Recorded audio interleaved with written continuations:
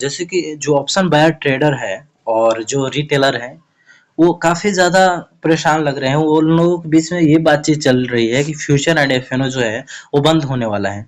लेकिन मैं बोलता हूँ कि फ्यूचर एंड जो ऑप्शन है वो कभी भी बंद नहीं होगा, क्योंकि देखिए ये शेयर मार्केट का एक पार्ट है। जो भी मार्केट में वोलेटिलिटी है जिसके जिसके थ्रू आप लोग ट्रेड करते हैं, वो फ्यूचर एंड ऑप्शन के वजह से ही है। ये बंद क्यों नहीं होगा? क्योंकि ये एक हेजिंग इंस्ट्रूमेंट है। हेजिंग इंस्ट्रूमेंट जब बंद हो जाएगा तो शेयर मार्केट चलेगा ही नहीं।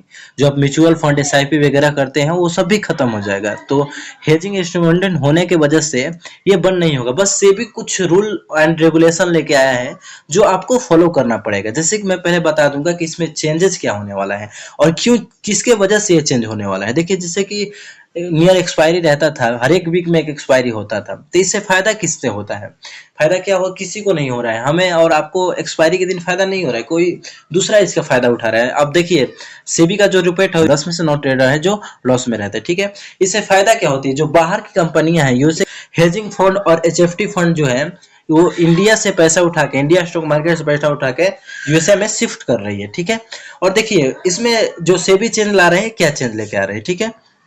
मैं उसके बारे में बात कर रहा हूँ। देखिए, जैसे कि अभी हमारा जो लॉट साइज है, वो लॉट साइज की जो वैल्यू है, वो वैल्यू निकालना है, तो मैं बता दूंगा कि वैल्यू कैसे निकालेंगे। जैसे कि हमारा अभी जो स्ट्राइक प्राइस चल रहा है 24,000, मान लो कि 500 चल रहा है, ठीक है। 24,500 बैंक निफ्टी का जो प्राइस है 24,500 चल रहा है। उसका एक लॉट का साइज कितना है? 25 मल्टीप्लाई 24,500 में आप कर देंगे तो जो लॉट साइज की वैल्यू आएगी 6,12,500 तक वैल्यू आएगी, ठीक। तो ये जो लॉट की साइज है, और एक बार मैं निफ्टी 50 का बात कर लेता हूँ। जो निफ्टी 50 का लॉट की साइज है वो 15 है, ठीक है। और उसका जो अभी स्ट्राइक प्राइस जो चल रहा है 52,500 चल रहा है। 52,500 मल्टीप्लाई बाई एक लॉट 15, इससे अगर आप मल्टीप्लाई करेंगे तो 7,87,500 की वैल्यू आ जाएगी।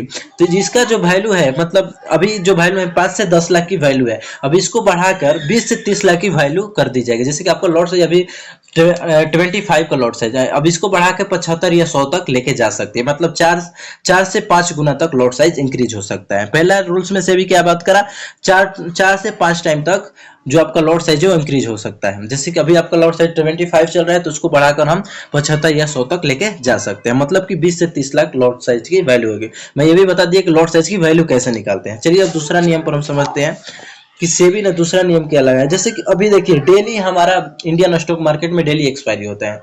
कभी निफ्टी 50 का हो जाता है, कभी बैंकेक्स का हो जाता है, कभी यहाँ हमारे सेंसेक्स का हो जाता है, और कभी हमारा बैंक निफ्टी का होता है। मतलब डेली एक एक्सपायरी होता रहता है। तो अभी इस एक्सपायरी को बंद करके, जो डेली एक्सपायरी है, इसको वीक में एक बार एक्सपायरी को किया जाएगा। जैसे अभी, और दूसरे नियम का बात कर लिया, दूसरे नियम है। और तीसरे नियम का मैं बात कर लेता हूँ। तीसरे नियम में जो सेबी है लागू करने वाली, हो गया ना लागू करने वाले। जैसे कि पहले हम क्या था, किसी भी स्ट्राइक प्राइस में किसी भी ऑप्शन चेन को सिलेक्ट कर हम ऑप्शन ट्रेडिंग कर सकते थे, ठीक।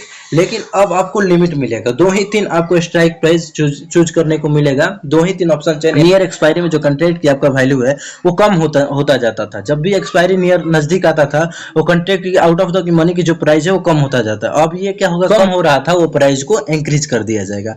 मतलब high margin requirement near expiry. जब मतलब कि एक्सपायरी जितना करीब आता जाएगा, वो कंट्रैक्ट का वैल्यू उतना ही ज्यादा बढ़ जाएगा, ठीक। ये समझ लीजिए चौथे में।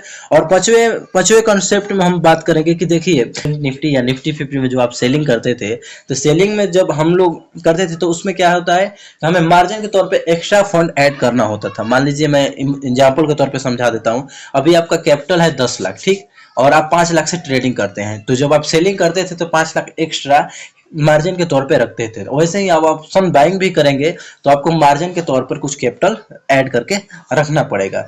देखिए, बहुत लोग ऐसा बात कर रहे हैं कि मतलब ये जो ऑप्शन ट्रेडिंग है, फ्यूचर एंड ऑप्शन है, ये बंद होने वाली है। ये तो कभी बंद नहीं होगा, बस कुछ चेंजेस से भी लेके आए हैं, जिसके बारे में मैं बता दिया। पहले क्या, लॉट साइज बढ़ने वाला है, 4 से 5 गुना लॉट साइज बढ़ने वाला है।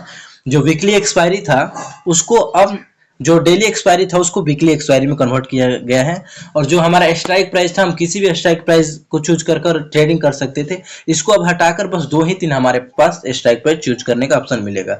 और जो हमारा देखिए, जब जैसे ही हम एक्सपायरी के नजदीक जाते थे तो हमारा कंट्रैक्ट की जो वैल्यू होती है वो कम होता जाता था, इसको भी अब बढ़ा दिया जाएगा, वो ज्यादा होता जाएगा। जैसे ही हमारा एक्सपायरी का दिन आता जाएगा वो जो कंट्रैक्ट की वैल्यू है ज्यादा कर दिया जाएगा।